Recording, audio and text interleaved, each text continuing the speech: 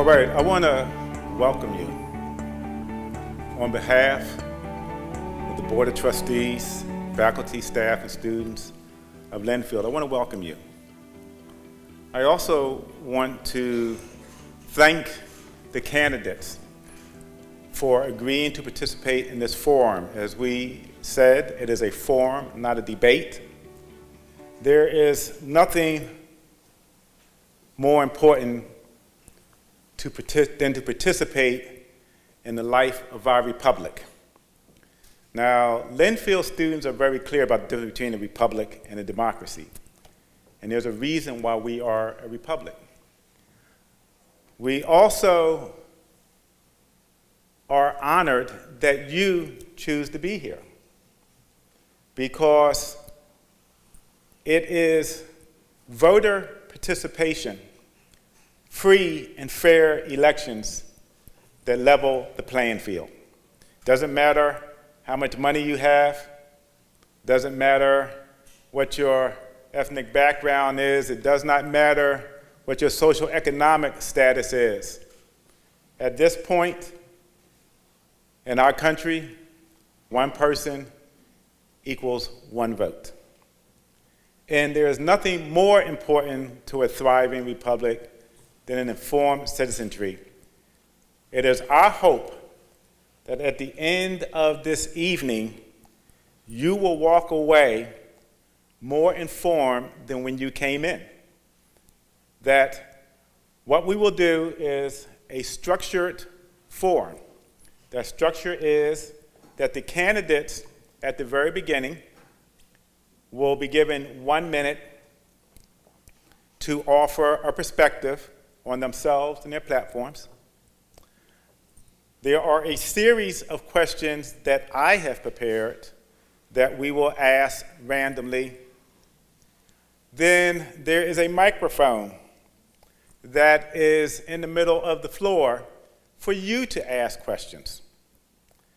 Now, the operative phrase is for you to ask questions. Since I assume that if you're sitting there and not up here, you're not running for office. And so you want to hear from the people who are running for office. We're clear on that? We have started at 7:30, and what time are we going to end? 9 o'clock, exactly. So without further ado, I'm going to ask each candidate in no particular order to introduce themselves. I'm actually going to take the liberty of calling out names from my list. I'll start because I'm challenged by her name, and I hope by the time I get to the last name, you'll forget if I mispronounce this one. Beth Wytosky. How'd I do, Beth? Pretty good. All right, hit the bottom. Can you hear me now? You can work for AT&T. Come on. You did much better than the last attempt at the last forum when I got a lot of Wytowskis before my sister went over and said, it's Wytosky, so. Very good. My name is Beth Wytosky, and I'm running for county commissioner. I'm a fourth-generation resident of this county, raising my family's fifth. Professionally, I've been a civics teacher at Dayton High School, and in the community, I've been a coach, a city councilor, YCAP chair, and for the last 8 years, I've been the mayor of Dayton. I have arranged major infrastructure projects, updated master plans, run community events, added communications, improved accessibility to physical and digital resources, and worked with state agencies to address local issues. My family has operated a nursery in Yamhill County since 1935, giving me extensive understanding of land use issues. And in 2021, as president of the Oregon Mayors Association, I got experience representing all 241 mayors in a particularly divisive and opinionated time. That brought training to hear diverse voices, to validate passionate positions, and to find common ground. Ultimately, I'm running for this position because I want Yamhill County to be a place my children are proud to be from, as I have been and my parents and grandparents before me. That means focusing on what brings us together and what the beauties of this county offers, like our parks and our community building and our facilities and our great services and the effective communication that can bring us all together, because we are better together. Thank you, Beth. Next, Harry Noah.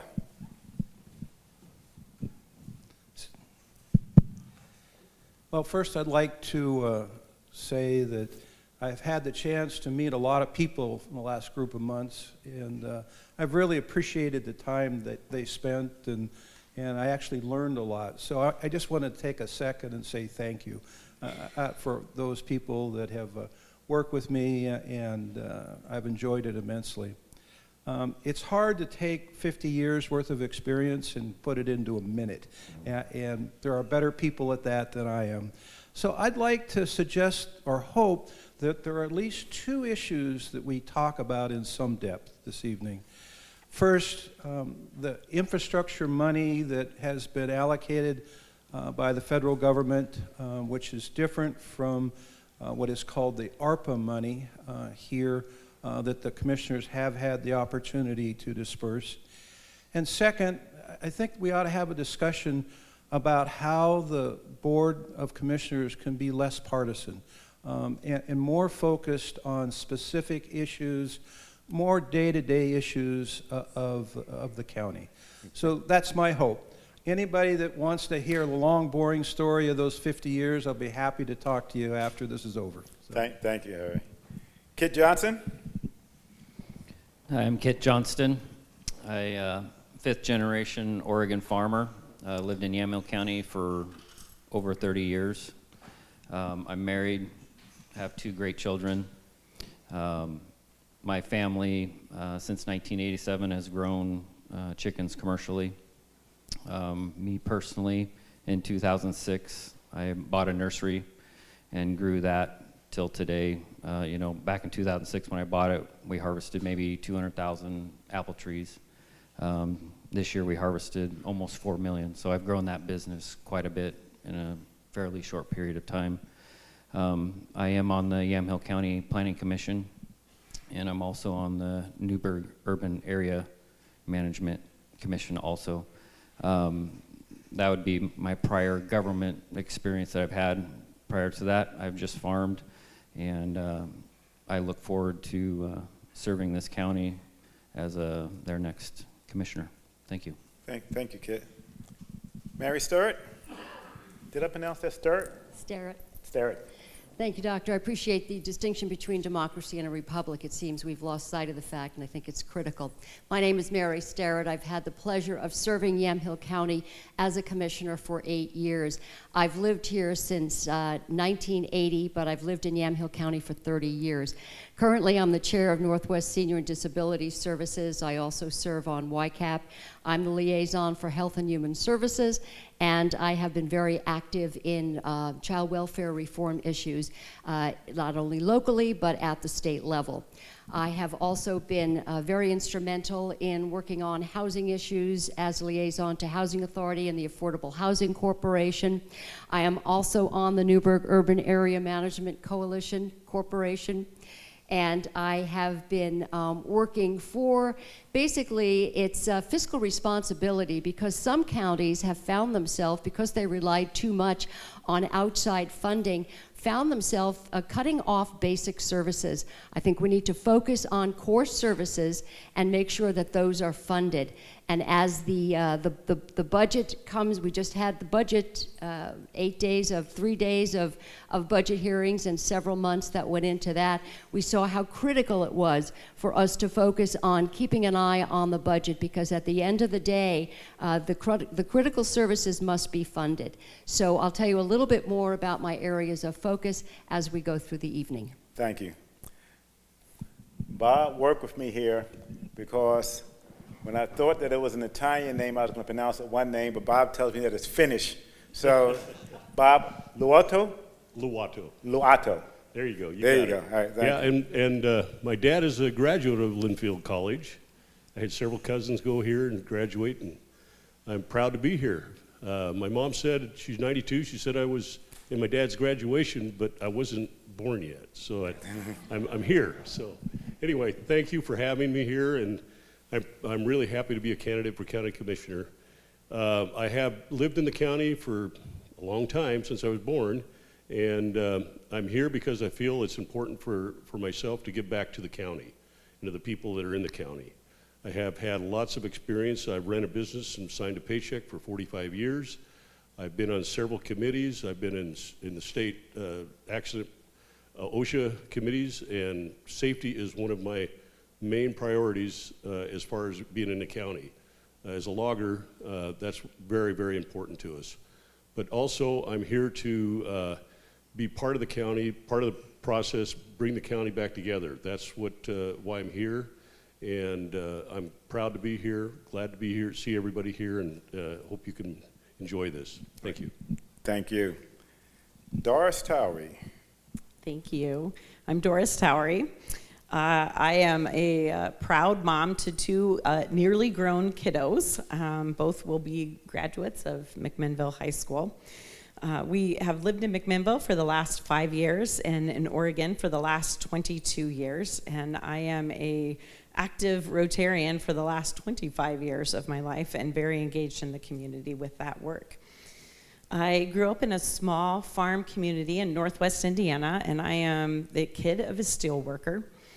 And I worked 2 jobs to put myself through college and become the first person in my family to earn a college degree.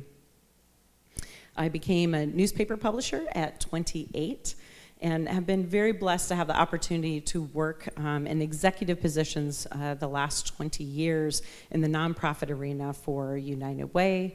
I ran a hearing and speech center down in Eugene.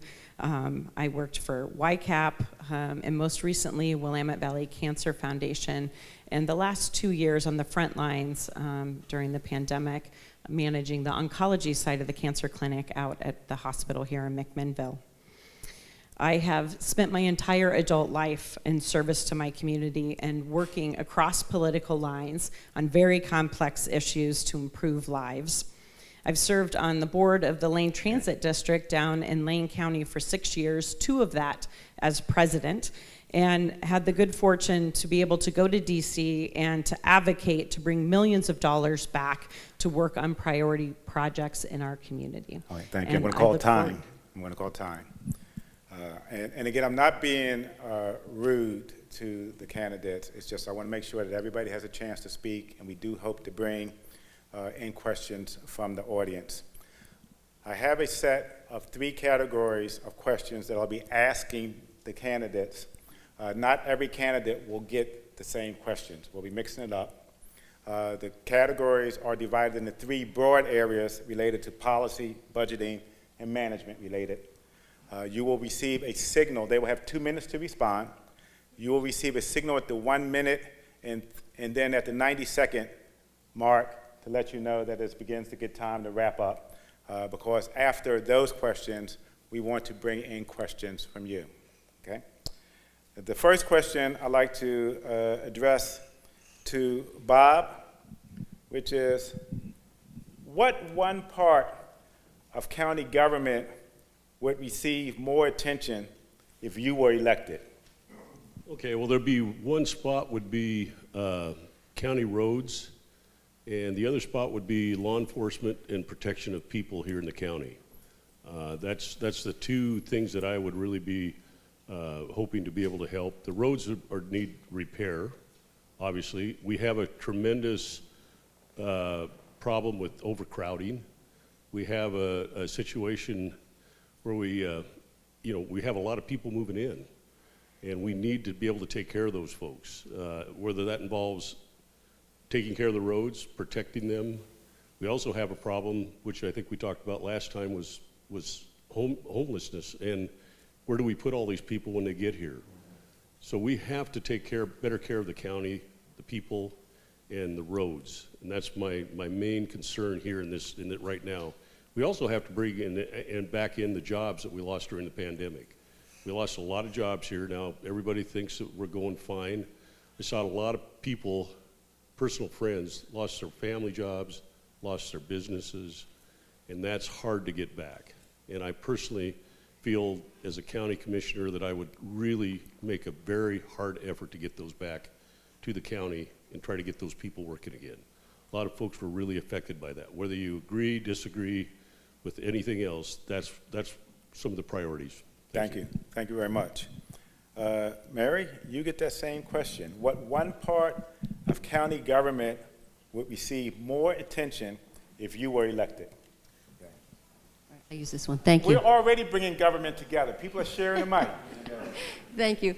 Over the last 8 years, I would continue the focus, and that has been child welfare issues are really at the forefront of some of the core problems we have in the county. As you know, chances are good if somebody goes into the foster care system, it does not bode well for them, and then we wind up circling them and cycling them through our jail, incarceration, and going on to prison. I think we need to focus on that. I think we need to focus on some of the more significant issues that are affecting homelessness, and that is not simply to throw money at it and to say that if we give somebody the keys to an apartment, everything is going to be fine. We need to focus on the core problems of homelessness, and that can be addiction and mental illness. One of the things I've done, which is to go against county and state recommendations, is to advocate for a psychiatric facility close to home in Wilsonville, Oregon.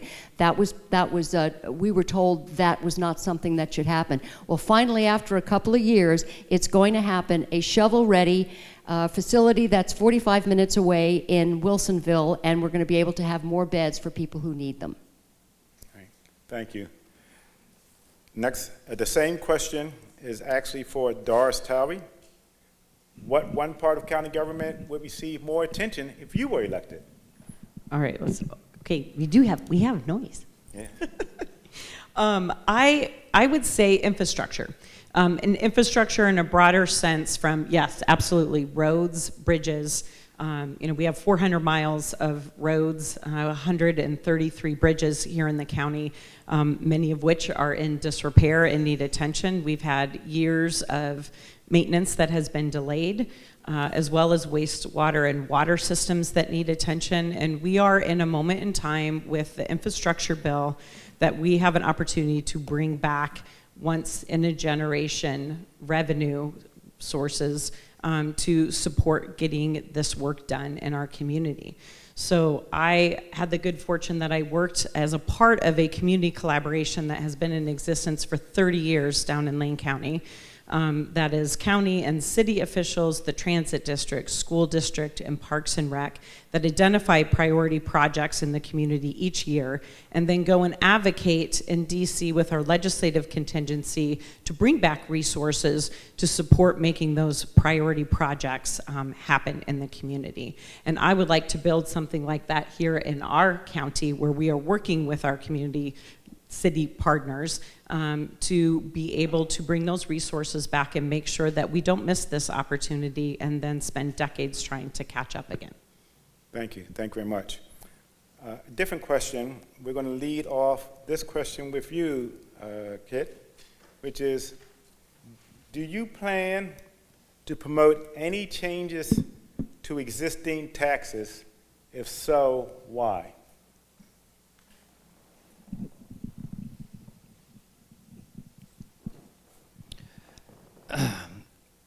I'm not going to increase taxes if that's what you're asking. What we do need to do is look at regulations for our businesses.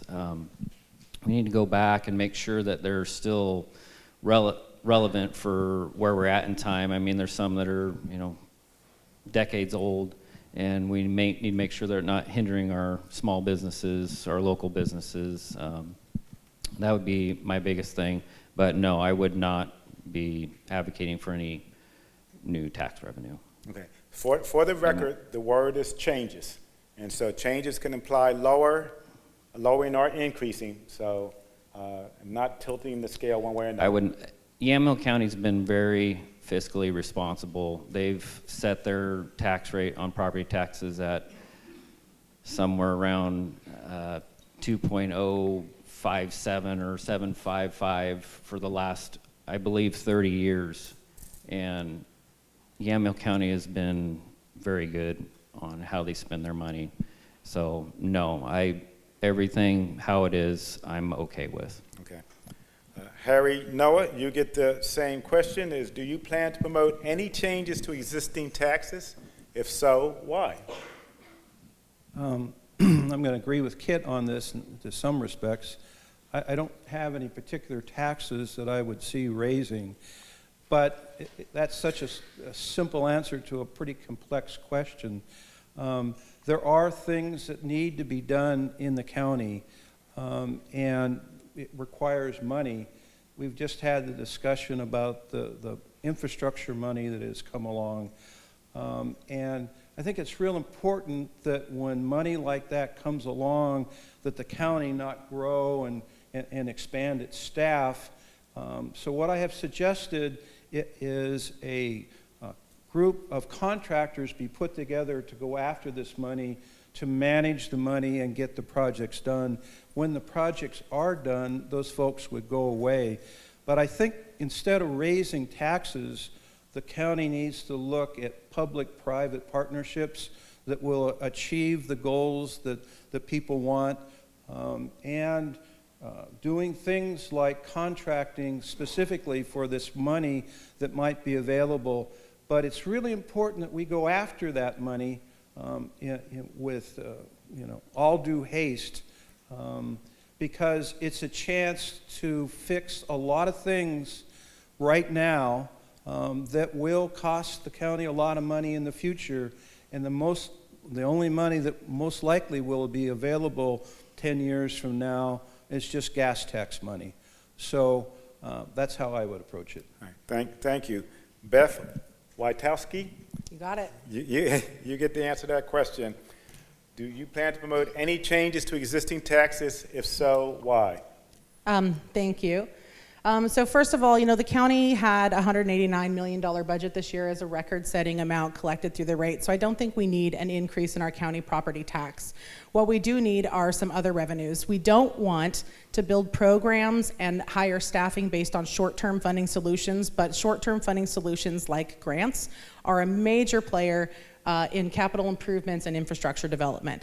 So those funds we need to go after. The county did a great job getting ARPA dollars out the door, but since then we have missed 2 deadlines on potential earmarked dollars that could be coming from federal services that could be paying for park upgrades and bridge improvements and road overlays, and we aren't going to get that money now, even though it is our tax dollars. So I would want to increase revenues not through a local property tax change, but through our pursuit of those federal grants. The other change that I would want to make is I'd want the county to look closely at instituting a Tlt tax. It's a transient lodging tax.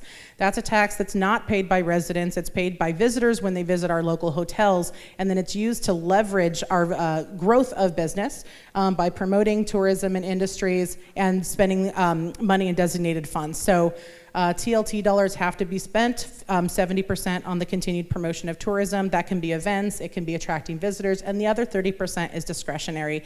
And I would want those funds to go to supporting small businesses for things like facade improvements, startup loans, and recovery expenses after a really tough couple of years as a result of COVID. Thank you. Thank you. Thank you very much. This question is going to come at you first, Doris Towery. The question is, what do you see as the most pressing needs for infrastructure or capital projects in the county? What do you see as the most pressing needs for infrastructure or capital projects in the county? Most pressing needs, I would say, probably first and foremost would be our water systems. So I think needs as far as repairs and upgrades that need to happen on wastewater as well as our water delivery, water rights, that figuring out how we make sure that there is enough water for folks across the county. We watched this last summer as we hit record drought levels, Yamhill not having water available to them and in a crisis and people having to ship that in. So I would say of the infrastructure standpoints, that would hit top of the list and how we address that and keeping that as a top focus. Then I would say moving into our roads and bridges. As I mentioned in the previous question, we have quite a bit of road and bridge space that is behind in maintenance and needs to be upgraded. And as a large visitor economy here in our county, it becomes really critically important that we have those in good shape so that when folks are coming here that they can get around easily and not be giant potholes or having to drive gravel roads to get to and from where they are going to. So I would say on the infrastructure front, that's where I would land. Thank you. Bob, coming to you, same question. What do you see as the most pressing needs for infrastructure or capital projects in the county? Well, I'm like Doris here. I think the roads and the infrastructure are, because I think we've got a huge amount of people coming into the county. All you have to do is drive 240, take a look there, 99W. People are bypassing all the roads that they can't, trying to get around people. Dundee was a huge example of that. When they redid the Dundee Highway, the bypass, that helped Dundee, but we're still seeing a lot of crowded people coming there. That, to me, is one of the big major things the county has to look at. Like, we've got 400 miles of paved roads. We've got to really take a look at how many we want to keep and how many we want to upgrade to paved roads. There's some of these roads that we can upgrade to paved roads that would save us money rather than having them gravel roads. So, to me, that's important. Now, the water is important in the county. We may not think so now. You know, everything's raining and snowing, and I came home last night, or this morning, and snow on the ground. It looked like snow. It was ice. But we've got to look and see what we've got to do with the water situation. Yamhill is being helped by the McMinnville City Water and Light. I know that's coming. Mac Water and Light is a huge help for that area. I think they help Carlton. So we've got to work together. The cities have to work together to get this solved. That's, to me, one of the most important things we have to do, too. So infrastructure, water, that's two key elements for this county. Thank you. Thank you, Bob. Mary, this question is, same question's coming to you. What do you see as the most pressing needs for infrastructure or capital projects in the county? Thank you for that. Well, we know for years that we've had a shortfall of funds that we could dedicate to road repair, but because we're so restricted on the funds that we can use. One of the things I want to go back and talk about is these infrastructure funds. Everyone's focusing on, we're missing deadlines, we're not getting a hold of this money. I'm wondering how many people up here have actually read the 64 pages that go along with the requirements for the ARPA funds, number one. And as far as the infrastructure funds go, we can grab onto them, but once we get those funds, we have to remember there are some unintended consequences. While I don't think it's a bad thing to go after every available fund for infrastructure projects, we have to remember in one particular case, the EPA is now piling on to the infrastructure requirements that were never part of the initial process, and that when it comes to water projects. So the EPA is now adding all of these things as an unelected bureaucratic agency, is adding these things on that people have no idea what they're getting into. So all I'm saying is that we need to be very careful. When we go after funding, we have to make sure what it is we're getting and what the requirements are, what the specifics are, because as we know, what government funds, government controls. We have had a very aggressive, I have to say, fortunately, our Public Works Department has brought so many different available opportunities to us, and we look at the money that we spend on our bypass lobbyists. We are very active in supporting those programs, but not that these infrastructure grants are bad or that the ARPA funds were granted, but let's take a look at the fine print of what it means for the county. Thank you. Thank you very much. New question, starting off with Harry Noah. And this is this is the longest question of the evening in this category, so bear with me. Should county commissioners write and adopt specific policies, or should the details of these policies be crafted and implemented by boards, commissions, or outside specialists? Should I repeat the question, sir? Yeah, but can you make it a little less hypothetical? Does the county commissioner write the policies, or do you bring in outside people to write the policies? That's the simplified version of the question. Well, I think what you do as a county commissioner is that you have to set the policy as to where you want the staff to go. So you can pick whatever you want to do. Let's take mental health or homelessness. Do you want the county to lead, or do you want the county to sit back and let other folks make up their minds as to what they want to do? And what occurs a lot when that happens as people start to mill around. You know, there's 3 people that think this and 4 people that think that.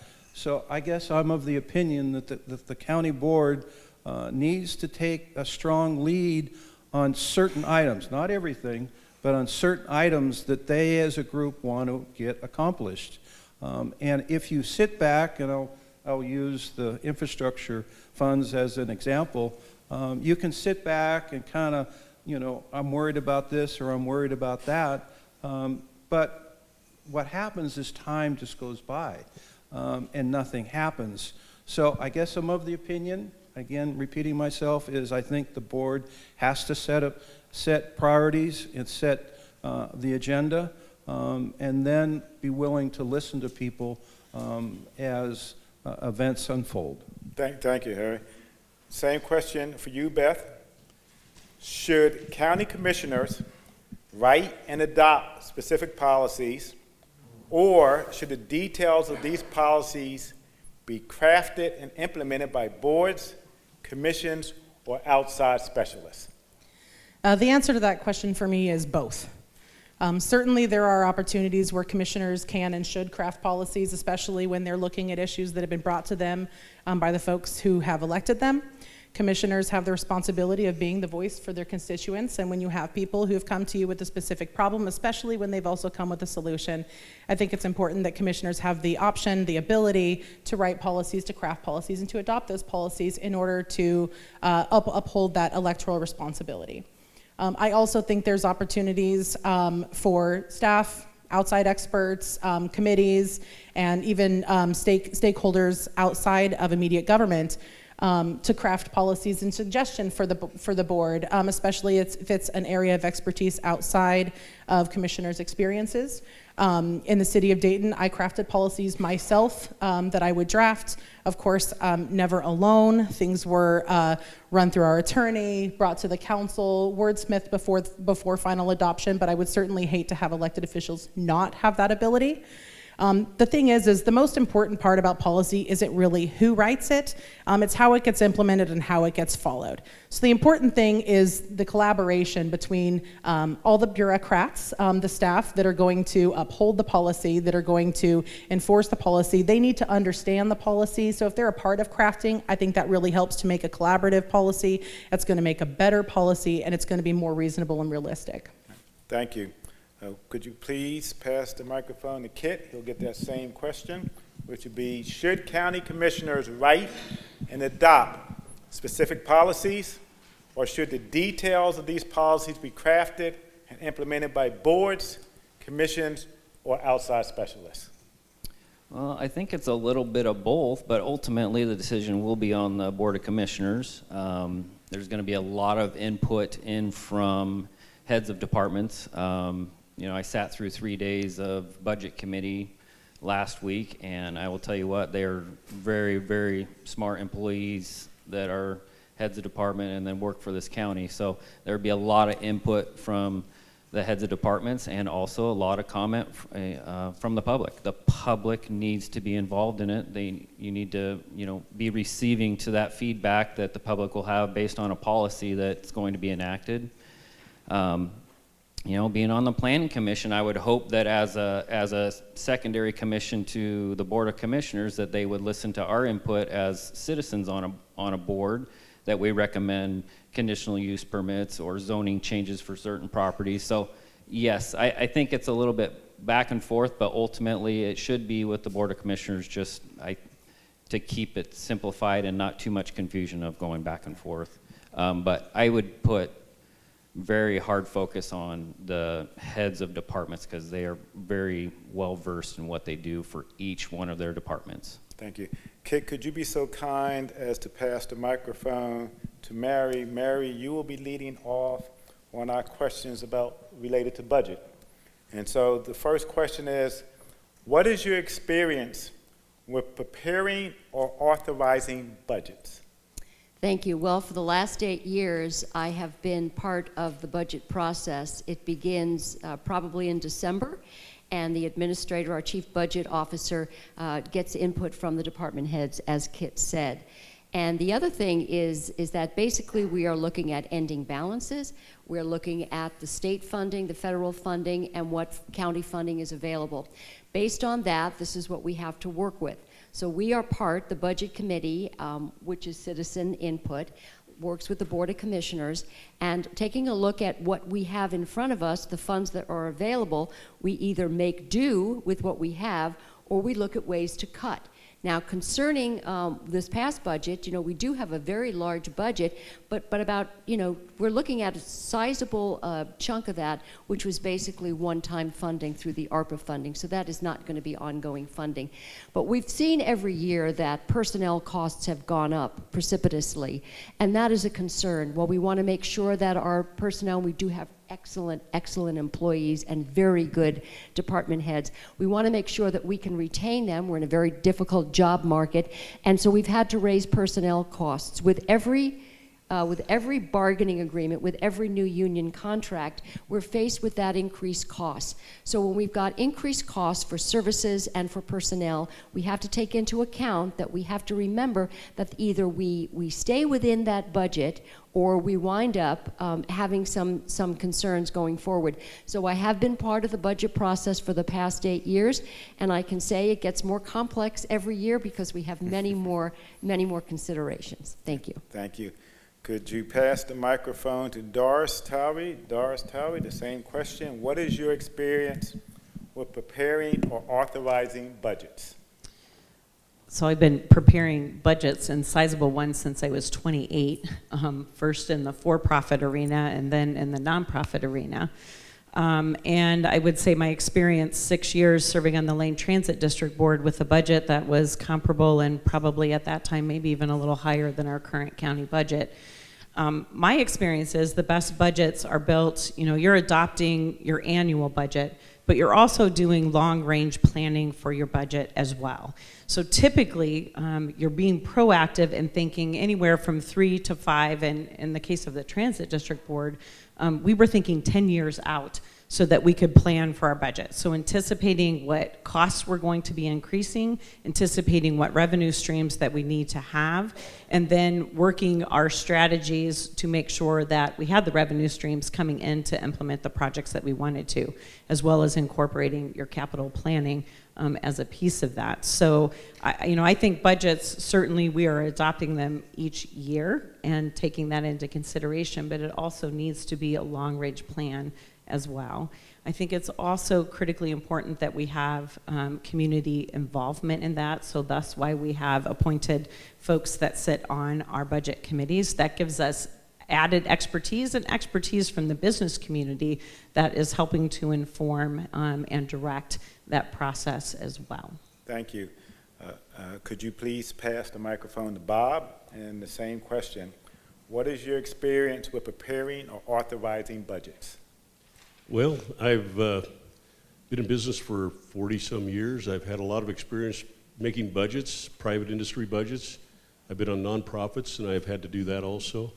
Budgeting is a very important part of the county. We've got to really look at it. We've got to look like, what's it going to be like next year? Are we going to have a shortfall? Right now we're full. We've got a nice, sizable budget to work with. As Mary said, we've got to keep our employees happy. We can't find any employees now, so we've got to keep the ones we've got. So we have to look at all those issues as we go forward on the budget. Yes, we do collaborative budget work in the county. We have to. We have to use the people that we have. I have no idea on a lot of these things. Not everything do I know about. The county people do. And that's where it comes for me. I have to ask them the questions, the hard questions, put it all together, put it on a piece of paper. I've had to do that for myself for loaning equipment budgets, going to banks, done this for years. And you have to be fairly close. You can't be just off a little bit or off 20% because they want their money back. It's not the same in the county, but in some ways it is, because as a county taxpayers, if I come out to you and say, no, I can't make it with what I've got, what are you going to tell me? Well, too bad, so sad. You've got to do it. So what I'm saying is, budgeting is a process that has to put everybody into it. The county employees have to help us. We have to have a budget. And when we do, as the commissioners of the county, we have to make that decision, and we go forward. So that's where I'm at. Budgeting is important. I've done it everywhere I've been. It's not a complicated deal. You just have to make it work. All right, thank you. Thank you. Please pass the microphone to Beth. Beth, new question. Please listen to the question. It is one of my longer questions again, so forgive me. If new resources were available, what one area of county services would you feel most needs additional resources? If new resources were available, and I was to pick one area, the highly visible answers of roads and bridges, of course, would absorb that. But I think I'm going to talk a little bit about the importance of public spaces and parks. We have made improvements and overhauls in all of the Dayton parks during the time that I've been in elected office. I think parks are really critical for livability of a community. No, they're not as critical as water delivery. No, they're not as critical as road safety and bridge stability and those things. But when we talk about what we love about our communities and we talk about the pride in our communities, we don't tend to talk about how great those things that we don't see as much are. We do tend to talk about the incredible opportunities that we have to gather, and those are often in our public spaces and parks. Parks are also an important infrastructure in terms of equity. Not everybody owns a lot of land that they can enjoy outdoors, so they allow families that are living in high-density homes to enjoy nature, get their kids out, get their dogs out. And Yamhill County has 17 parks at this point, and I would say all of them actually are ready for some level of investment. And so while I think that there are obviously going to be resources available from some of these earmarks, the federal infrastructure packages to take care of those really critical needs, if there were additional resources, I would want to see those invested into parks. Thank you very much. Please pass the microphone to Kit. Or Kit, pick up the microphone in front of you. Same question. If new resources were available, what one area of county services would you feel most needs additional resources? We need to focus on affordable housing. I know going through this winter time, I need 53 employees to get all my apple trees graded, and it was a struggle this year trying to find enough employees. And one of the biggest issues is having good affordable housing for our employees to have locally here. A lot of nice houses going up, but they're just not in the price range. There's not enough affordable apartments. There's not enough Section 8 housing. It would flat out be, affordable housing, because then we can support our businesses with more employees, because, I know people, there's for hire signs everywhere. And so the more we can, attract people to come to this area, the more that they'll help our businesses and work at them, and I would just say affordable housing. Thank you. Harry, are you beginning to pick up on my pattern here? Because you have a microphone in your hand and the question's coming to you next. I'm sorry. I said, are you picking up on my pattern here? Because I'm coming to you next and I see you have the microphone in your hand. Okay, all right. So the same question.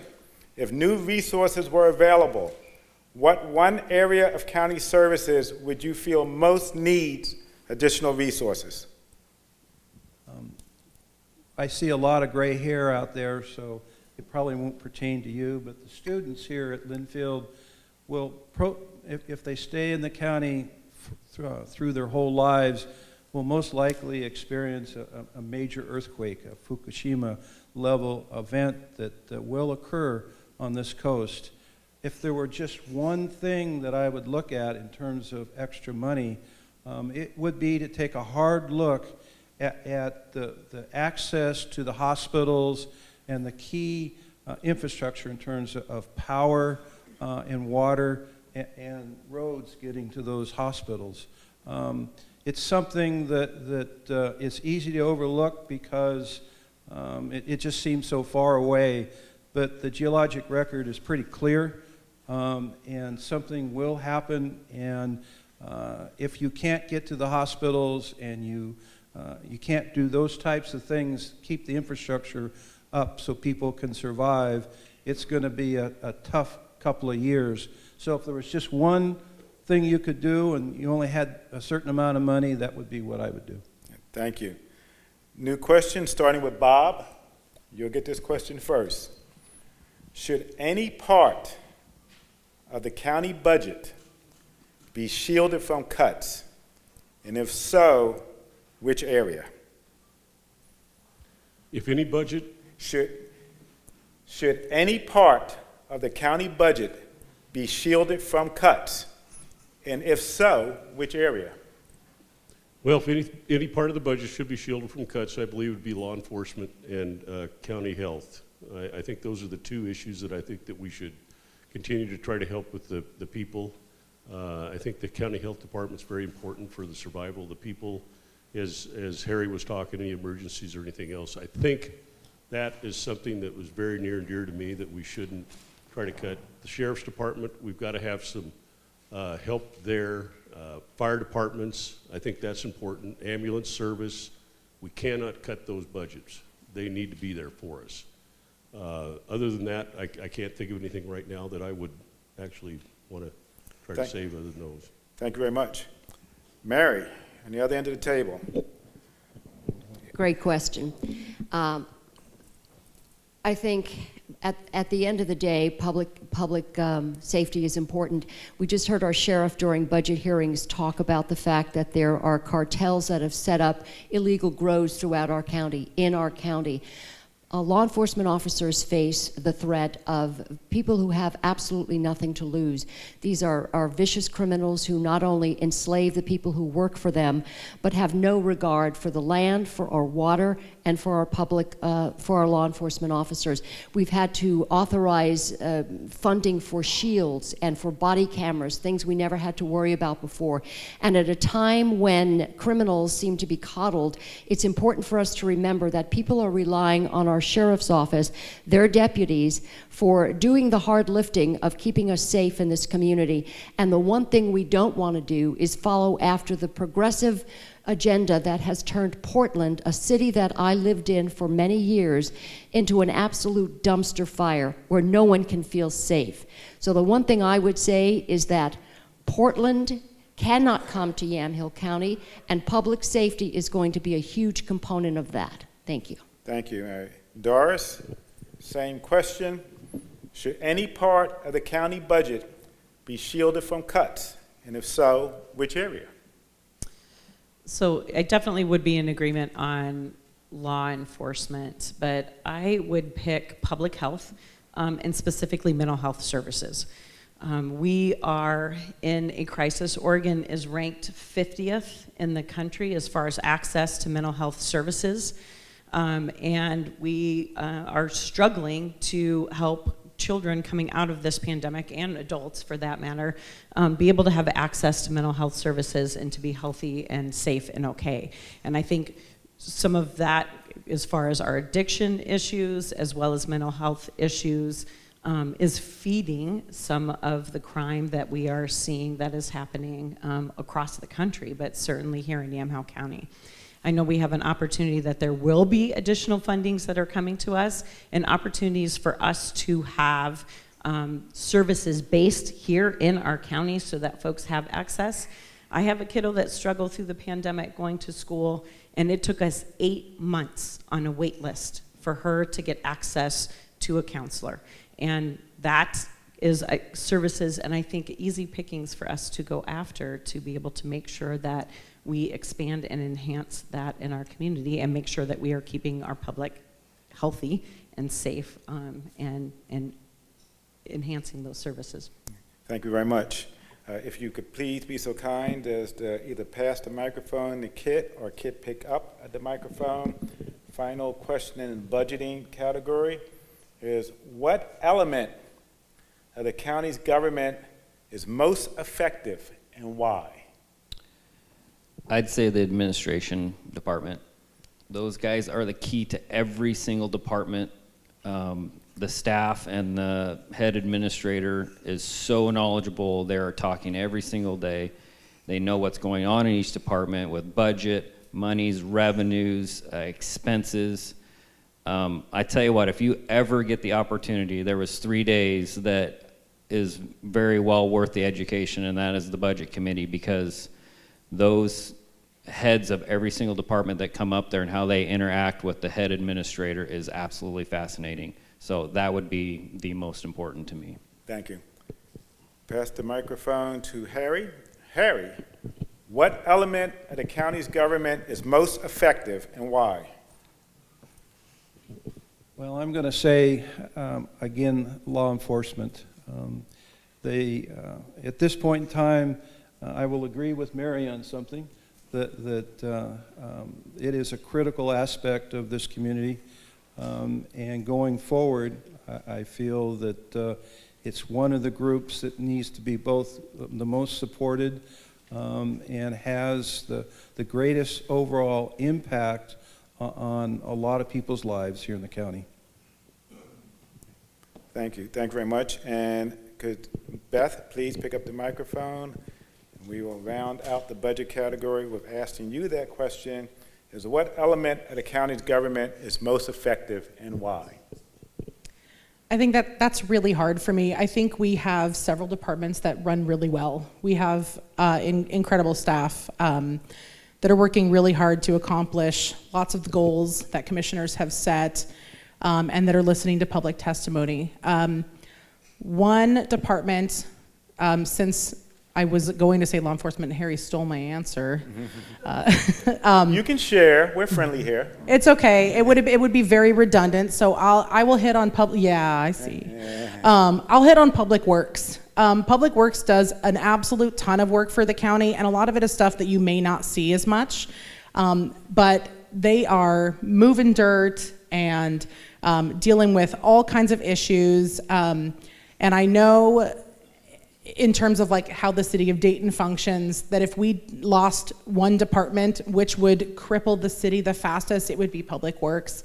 They're delivering critical infrastructure, and we're talking all, in circles about how important infrastructure is, and all of those roads and all of those bridges, and a lot of that runs through public works, the prep work, the install. These are really important roles, and so fortunately ours seems to run well. I'm even more relieved to know that Public Works is going to be overseeing parks, which is going to make an incredible difference, I think, in the maintenance and updates of our public spaces. So if I was going to pick one thing that hasn't been mentioned, I would say Public Works is very effective and really should be applauded in terms of county management. Thank you. Thank you very much. We're about to enter into the last round of questions.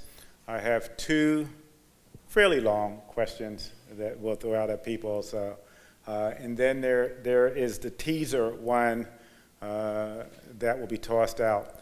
While we're entering into this final round, I would ask you to prepare your questions for what you would like to ask to the candidates.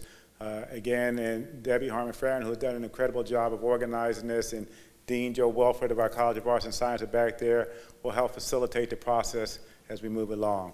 So with that, the first question in this category goes to Doris Towery. Doris, the question is, you ready? I'm ready. It took me a while to write this one. I was born ready. Yeah, okay. It took me a while to write this one, so I'm proud of this question. I was born ready. When managing public agencies, is it better to have more employees at a modest wage or few employees at a wage high enough to attract quality applicants? You should hear the murmur in the crowd. I was like, oh, that's a tricky question. Yeah. I think it really depends. I think it depends on what the workload is, and first and foremost, you need to have a class and comp system that is set up that we are paying people competitive wages. We want to be able to attract the best talent into our county, and we want to retain that talent. And not just that we retain it with what their pay is, but that we also retain the best employees by making sure that we have professional development and training opportunities that are available to them as well. So, I think it gets to be tricky. You want to have people paid the best competitive wages, and I think then being able to determine how many people do you need to effectively be able to deliver services then determines what that number is going to look like. If we take in the case of public health, we may want to have more employees that we have there because we know that we are going to have a greater demand on those services. And as we roll forward in the coming years, that we will have greater demand. So in that case, we might be looking at maybe we have more people to be able to do the jobs in those services. But again, it is taking a look that pay across the board, no matter what the number is fair and equitable, and that we are able to attract and retain the best talent and help them grow and move up the ladder within the organization so that we keep them for us for a long period of time. Thank you. Could you please pass the microphone to your right? Bob, when managing public agencies, is it better to have more employees at a modest wage or few employees at a wage high enough to attract quality applicants? My experience in business is I want to pay the best and get the best. It's that simple. If you have the best employees, you have to have less employees. They get more done. That's my experience overall. Can I do that all the time? I couldn't, but I tried. I mean, it was something that I feel is very important. If you get what you pay for most of the time. And if you pay the best wages, you get generally the best people, you get the best applicants. And that's the way I've seen it all my life. Now, that being said, you're not always going to get everybody that you want. So you want to still have that pay out there, and you want to have maybe a sliding scale to give people a chance to go up the ladder. But to me, the best pay gets the best people, and it saves money in the long run and time. Thank you. Mary? When managing public agencies, is it better to have more employees at a modest wage or few employees at a wage high enough to attract quality applicants? Thank you. Well, in the job market that we find ourselves in, it's really any more non-negotiable. It's a non-starter. You have to pay people really well because people are jumping ship at the offer of a better job across town. But I would say that it is definitely more advantageous to have people who are paid higher because as we see and as Kit mentioned, when we have an administrator who's doing the work of 3 people, he's paid well, but no one can compensate him for the work that he has done over the last 2 years. I look at our public health director and our HHS director. We're paying them department head fee, but they are also working managers. So I would much rather pay people really well and then know that they're going to do more work because they're in positions of responsibility. And they wind up doing that because they sort of live up to that high expectation. So I would say, no question about it, that we need to pay them higher and then expect more from them because they have a higher level of responsibility. Thank you very much. Please pass that microphone, Kit, to Harry. He's going to lead off on this question. Same question? No, I'm about to give it to you. Just getting you ready. I'm ready. I'm ready, all right. Would citizens get more effective services at a better rate if more functions of the county were accomplished by contracting with private providers? I don't think so. I think there are certain aspects of county work that a contractor is best suited for. But in general, I think the county residents are much better served by long-term employees that get to know the people, all the different aspects of the county, and have a sense of responsibility for the county. That doesn't always come when you have a contractor. A contractor is there for a specific mission and then goes. I guess that's my sense of it. That's okay. I'll pass that microphone to the right. I'll pick up the next microphone. Beth, same question. Would citizens get more effective services at a better rate if more functions of the county were accomplished by contracting with private providers?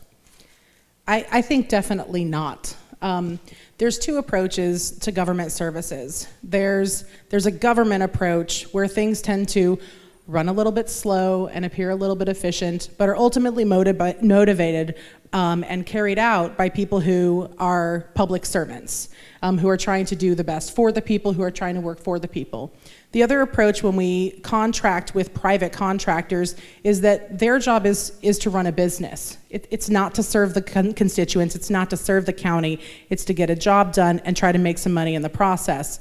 So if I'm gonna look at county services, I'm going to look at that from the perspective of, do I want people to carry out this service who are doing so because they care about the mission, they care about the people, they care about the community, and they care about their tasks, or do I want someone to carry out this service whose job it is to make some money? And every time I'm going to want to go with people who are there because they care about the task.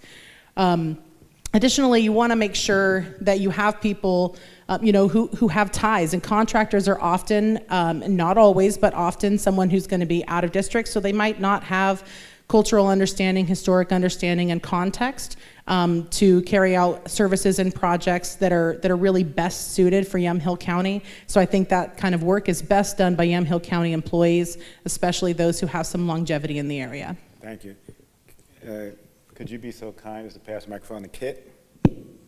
Kit, this question is the same.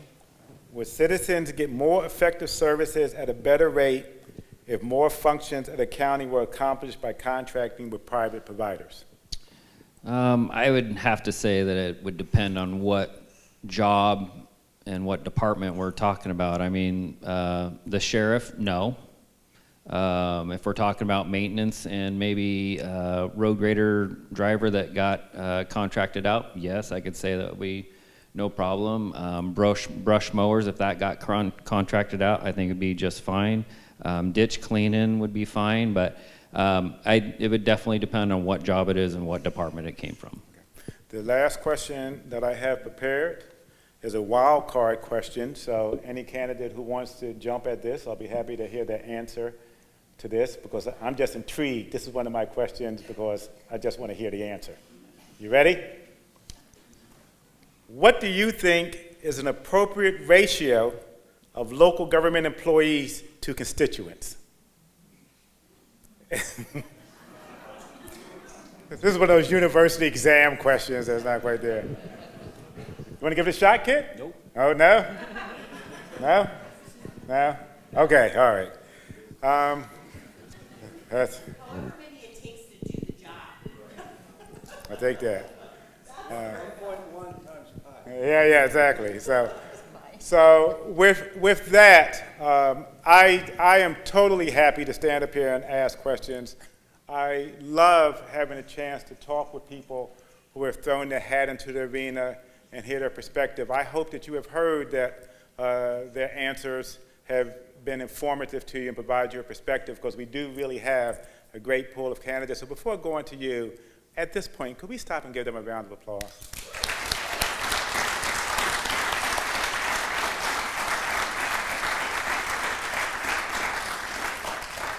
At this point, I really go into my Phil Donahue routine. The microphone is open, folks. Step up. And there are young people in here look like, who the heck is Phil Donahue? Phil Donahue was before Oprah, before all the rest of them. So the microphone is open. We have a person coming up to the floor, and if there is a particular candidate or a number of candidates that you would like to answer this question, please feel free to let us know. And you know what?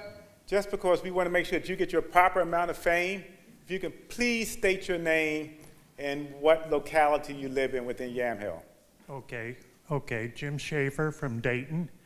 And no mention has been made of the Highway 18 bypass. For anybody up there, as commissioner, what would you do to get that completed and eliminate the mess that just moved to McDougal Junction? Thank you. All right, Bob, did you catch that? I saw you were listening in. Okay, you want to make sure. Okay, Anybody want to take it in? He tossed it out to anyone who wants to take it on. Kit? Yeah, I'll take that first. So they're working on phase 2 right now. It's already kind of set in stone that they're going to work the Wytosky intersection change there, which really doesn't help the backup that moved closer to McDougal's Corner. Ideally, they would move to phase 3 and get that done first, but it doesn't sound like that's what they're going to do. They will do phase 2 first, which is at Wytosky Corner. That's from what I know. All right, so just for the record, just because I'm seeing reflexes, so just to tell you, no, you're good, Mary. So go for Mary, and I think that Harry wanted a piece of that and Beth wanted a piece of that too. So you go first. Okay. Yes, as I think Beth mentioned, government does move at glacial speed, and so whenever you have government involved in something, it's going to cost more, and it's going to take longer. I think if this was a private project, I think it would be cheaper. It would be faster, but we have environmental overlays. We've got all kinds of regulations to go through. You've got a number of different, from federal components to state to county. There's just so many moving parts that government is involved in. But I will say that the commitment has always been there. I mean, this is a project that's been going on for 40 years, but I know all the commissioners that I know, and since this thing began, have been all in on getting this thing done and really worked hard, not only to get the funding, but to look at the variety of ways we could do that. And we have a lobbyist. We pay a very expensive lobbyist to make sure that every possible federal dollar goes into this project to continue it, because it's a multi-phase project and it's not going to get done overnight. It took 40 years to get here, but we're on our way. All right. Thank you, Harry. I think you wanted a piece of this. I think one of the key components is the decision the city of McMinnville has to make is what they're going to do with 3 Mile Lane there. Are they going to allow stoplights along the road, along the bypass road, or is a separate frontage road going to be built? And if the city wants to, simply because of cost, allow there to be stoplights, I don't think there is going to be a lot more money come for that project, because it will have sort of defeated the purpose of having a bypass. So I think there's a critical decision that has to be made here by the city of McMinnville. And Beth, I think you wanted a piece of that. I really agree with Mary a lot on this project. There were multiple paths laid out as possible ways to complete a bypass. I don't think that we adopted the best one, but we have what we have at this point. We are moving on to the next phase. So I think the best way to continue working on the project, imperfect as it might be, is to keep networking, to keep advocating, using the lobbyist, but not just the lobbyist. Elected officials serve have a really unique opportunity to build relationships with other elected officials, which we know makes a difference in funding. We can talk all night about whether that's good, bad, or ugly. Of course, it's mostly ugly. But it is the system that we have. And so when we network and build positive relationships and collaborations with state legislators, with federal funders, with our representatives in Congress, it is easier to get those dollars for our critical projects back home. And so what I would want to focus on in order to move the bypass forward is relationship building so we can collaborate. All right, thank you. Other questions from the floor, please. That's right, you don't have a microphone. So yeah, she signaled, and then I'll go to you, okay? You can't see her, she's up on the balcony. Oh, okay. Okay, please. I was excited to hear, Kit, you mentioned affordable housing as, can you hear me? I was excited to hear affordable housing as one of your main priorities. Can you talk about what that would look like in terms of implementable solutions? Can you be so kind as to identify yourself and what section of the county? So, for the affordable housing, my biggest approach would be trying to be efficient with the properties that we have. Since I'm a farmer, it aches me to see housing go out into farm ground, which I understand we need growth, but there's a balance to it. And for the balance, it has to be being more efficient with the grounds that we have within the cities. There's a few different examples. One is the Willamette ESD. There's 15 acres out there. It's been there for, probably 25, 30 years, and it's just not its best use. There's a lot of wasted acres there. The other one would be the fairgrounds. The fairgrounds is getting to the point where it's going to need a lot of money put in for upgrades, and I truly believe that that will be a very good property to develop into affordable housing, into apartments, into Section 8. My biggest thing for the affordable housing is just keeping it, making our grounds efficient, or the properties that are owned by the county. And even the ones that aren't, if we can work deals out with like Willamette ESD and make that efficient too, that would be great. Yeah. So Doris, you want to respond to that Yeah, also? So affordable housing, it's affordable and workforce housing. And Section 8 is a piece of that. But having houses that, in my case, I have a 22-year-old kid that was able to move back, but he has to have 3 roommates to be able to afford an apartment. And he's got a decent paying job, but it's not affordable for somebody to get a home here. So I think it is working with our urban renewals, with our urban growth boundaries, and looking for where the opportunities for growth are, to be thoughtful about it. There are opportunities, and we have places around the state of Oregon as we move to the southern part of Oregon where you co-adopt policies and zoning that you can make it more efficient as you look to grow in those outer areas that kind of bleed into the county, and give you more opportunities. We had the good fortune here in McMinnville, Representative Noble tried to get across the line as legislation was passed that you had to do a certain percentage of housing that was affordable, but it was 200 units. Well, we don't have places that are building 200 units of housing here in Yamhill County. So being able to have pilot projects that say, all right, if I have 5 units that I'm going to build, one of those units get built as affordable housing and quality housing, then it starts to build our inventories up. So I think this is where, again, those partnerships and proactive planning and co-opting a vision for our entire county of how we address this becomes really critically important. So as Beth had mentioned, again, it is about partnerships and how we are working with our cities and how we're working to dovetail those policies and zoning that happen for us to be able to do it in a thoughtful way. Yeah, thank you. Question from the floor. Yes. Please identify yourself and where in the county. Sure. My name is Donna Bischoff. Excuse me, I live here in McMinnville. And I'm surprised at how much money seems to be being spent on this campaign. So I've looked online to see if I could find out sources of funding for each of you, and I'm not able to find any good resources. So I would like to know from each of you, who would be your top 2 campaign contributors? Thank you.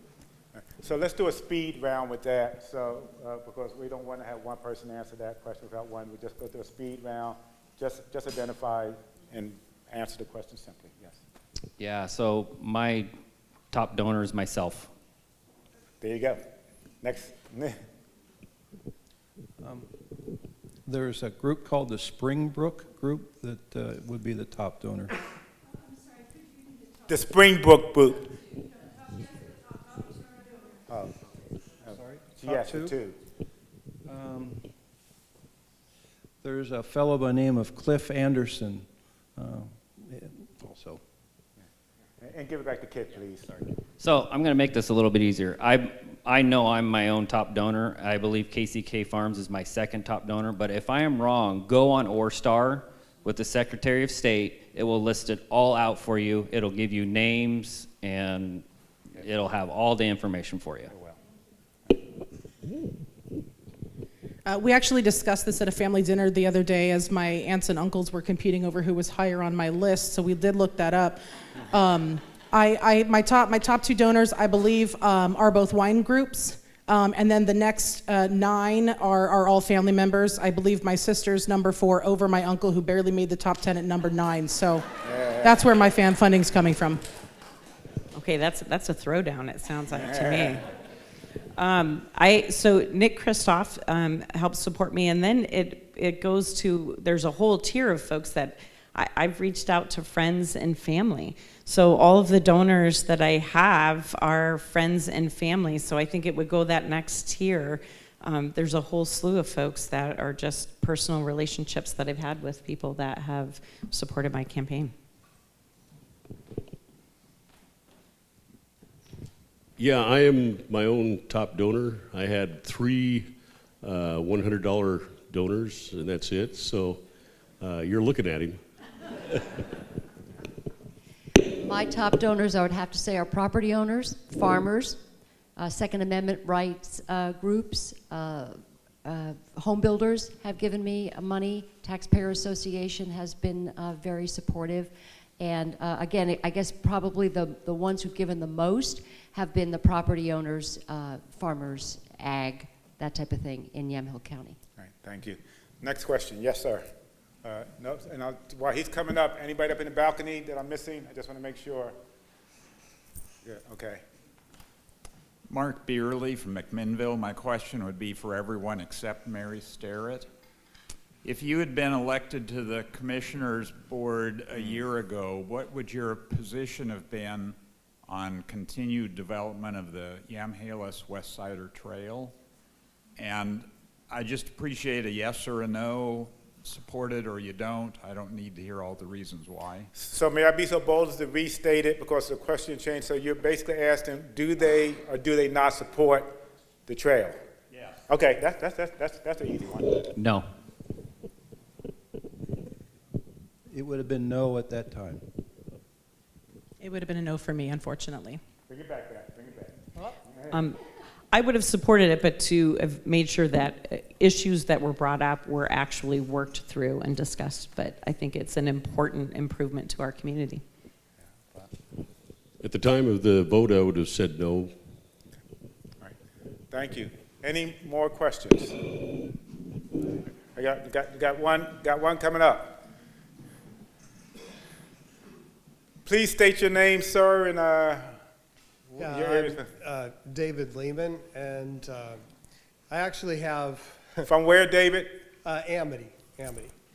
So I have kind of 2 questions, and so if nobody up there has something else. My first issue was dealing with, I was involved with a issue with Yamhill County Parks where I live on Bridwell Road,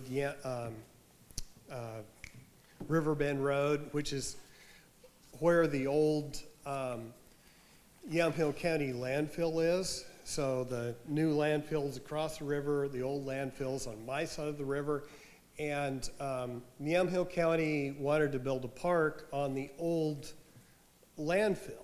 And and I'm a farmer, and I also have another job and do some other things. And we were concerned about excess traffic on our road.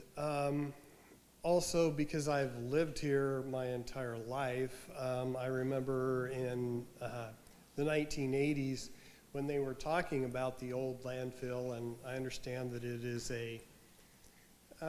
there's a little bit of, there's some issues with it, how it's lined, how it's monitored, lots of things.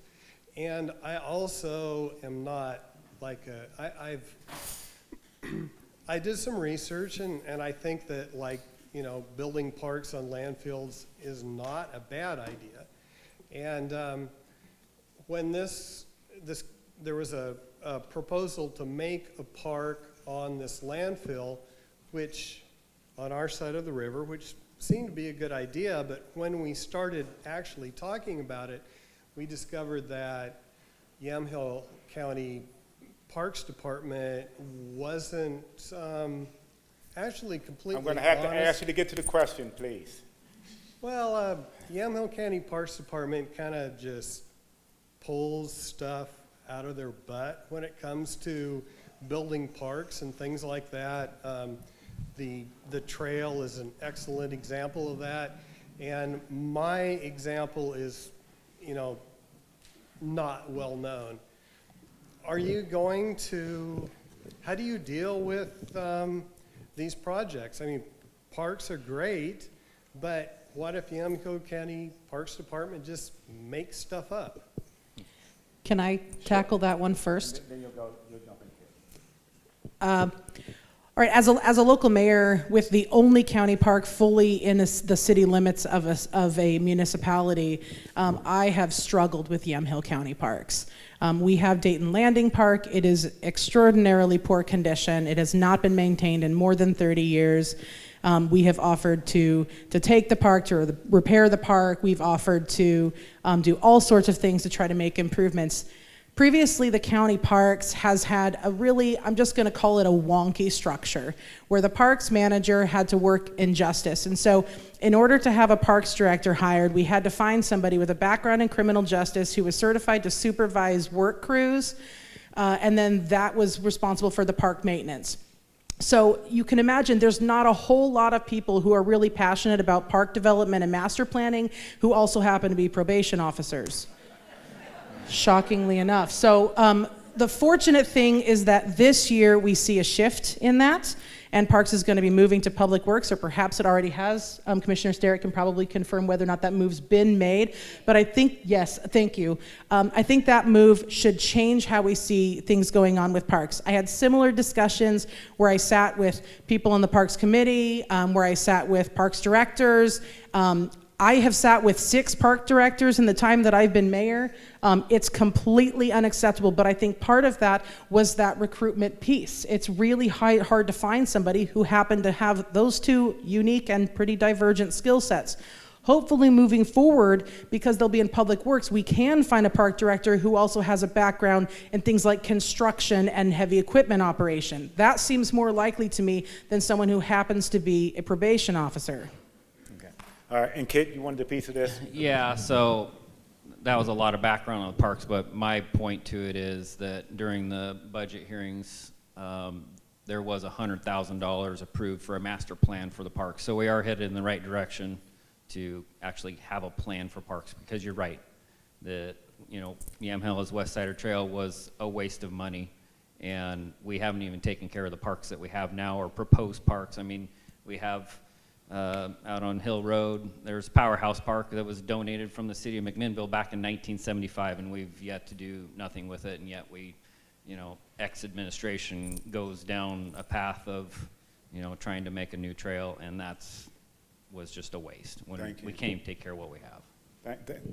Thank you. I want to, if I can, I want to get this young lady in, because we're running out of time. I'm sorry. I know that we have a lot of thoughts about this, but I want to get this young lady in. Jenna White, McMinnville. I wrote it down because I get nervous about public speaking, and I'm not even speaking. As we have become more divisive over the last couple of years, and many current topics continue to drive that division, what are some examples of how your values, this is for everyone, how your values and leadership experiences have helped to bridge the gaps for a win within your communities, organizations, or associations that you've become affiliated with? We have enough time for everybody to take a swat at that in 1 minute and 30 seconds. Yes, sir. Actually, I'd like to suggest something that how the county commissioners could deal with that issue. And it has to do with the types of things that the commission actually takes on. When it's things like cap and trade, or mask mandates, or that type of thing, things that are important to the community, but the county commissioners have no control over.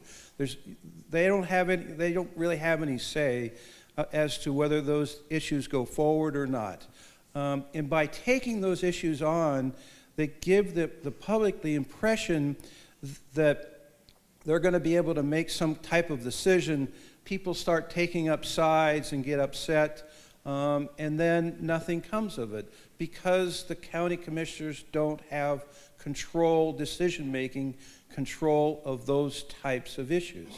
So it would be my suggestion, as a way to stop some of the divisiveness that occurs, is for the county commissioners simply to stay away from those issues.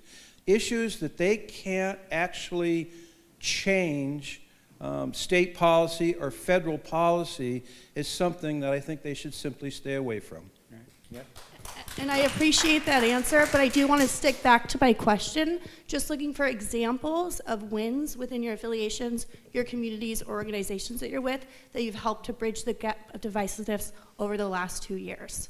So any examples, you don't have to go again, but moving forward, just looking for examples of what you've done to bridge that gap over the last couple of years. She's asking for examples, please. You have the microphone, go ahead, Beth. Okay.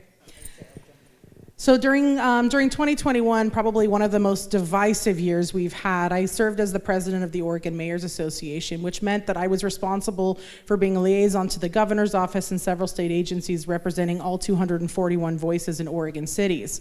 As you would imagine, the mayor of Fossil didn't necessarily agree with the mayor of Warrenton, and the mayor of Central Point didn't agree with the mayor of Tigard, but I had to put all of those voices together. You know, I think Harry had some really good points in avoiding some of the things that you can. If it's not pertinent to county business and it's not pertinent to county functions, if it's not going to be changing how the county operates, it's probably not something the county needs to address, and certainly not something our elected officials need to be posturing on. That being said, there are issues that start at the federal government and the state level where county does have a role in influencing policy. An example of a success for me that felt like a win was bringing lots of mayors together to conference about business closures, which were really upsetting and devastating, especially in small communities like mine, but even more so in Eastern Oregon communities where they may not have had many COVID infections, but they were still shut down all the same, and it really damaged businesses, some that were multi-generation. So after lots of coming together and having discussions, one thing was that I carried to the governor the idea of a waiting week, although I didn't call it that, but understanding that restaurants were investing and then being closed down, spoiling food and things like that. So I was able to find that common ground of a point of mediation and carry that, and that was a policy that was implemented at the suggestion of the OMA. Thank you. And Mary, I think you wanted to have the last word on this. Thank you. I will disagree that there is nothing that happens at the state level that doesn't directly impact everyone in this room. And if the county commissioners are not at the table, we will be on the menu. That's happened in the last 2 years. And I've been a strong opponent and a vocal decrier of the governor's policies because they have impacted our businesses. They have impacted our addicts who have gone back into using after they've been in recovery. They've impacted our old people, and they've impacted the whole community based on that. So yes, there was a very important component for the commissioners to be involved in that. And I think to take a backseat to that is to do our community a disservice. I will say, though, in the past, I've worked at the state level to be able to work on a number of issues through the legislature, and that has to do with the theft of equity, and that is when you lose your home through tax foreclosure, the county takes it all per state statute. And I've worked to try to address that. Since we couldn't change the law, though I tried to do that, we now give those properties and sell them for just the back taxes to for social benefit for cities and for local nonprofits. So I know that you want to respond, Doris, and I don't want to be unfair, but I also have a commitment to wrap at 9. Okay. And we're at that point. So If I could do it in like 30 seconds. okay, give me 30 seconds. Give me 30 seconds. Well, because the last 20 years of my career, I've done that. I mean, I have worked on collaborative efforts, and I think to give a specific win, when I was working with United Way, we set the neutral table as we were working on access to healthcare issues in our community. And our county was involved, our cities were involved, private businesses were involved, and at the time, we had 2 hospitals in our community that were suing each other. And we were able to bring them to the table and have a discussion on what the critical issue was that we were working towards, reducing visits to the ER, reducing healthcare costs. And so we were able to bring very divisive views together and get a solve and basically create what was the precursor for the CCO models that we see across the state. Thank you. And so as we come to the end of the forum, the official part of the forum, I just need to share this with you about why it's so important to do these things. And it comes from one of my favorite presidents that my parents introduced me to when I was a young man, named Theodore Roosevelt. And it's something that I've been talking about during the course of this evening. It is not the critic who counts, not the man who points out how the strong man stumbles or where the doer of deeds could have done them better. The credit belongs to the man or woman who is actually in the arena, whose face is marred by dust and sweat and blood. who strives valiantly, who errs, who comes short again and again, because there is no effort without error and shortcomings. But who does actually strive to do the deeds, who knows great enthusiasms, the great devotions, who spends himself in a worthy cause, who at the best knows in the end the triumph of high achievement, who at the worst, if he fails, at least fails while daring greatly, so that his place shall never be those cold and timid souls who neither know victory nor defeat. Please give a robust round of applause for those who choose to be in the arena. I also want to make sure, you gotta stay for a picture. I also want to send out a special thank you to our students. Could you please stand up? Linfield students, if you're a student at Linfield University, please stand up.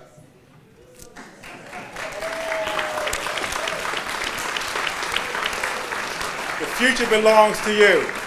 I also want to thank those of you who could have been someplace else on a Monday evening, choose to be engaged citizens.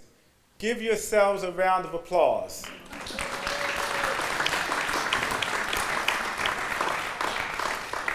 Thank you, Debbie Harmon Ferry, who did a lot of legwork. Dean Joe Wilford in the Political Science Department. And most of all, besides remembering to wash your hands, please vote.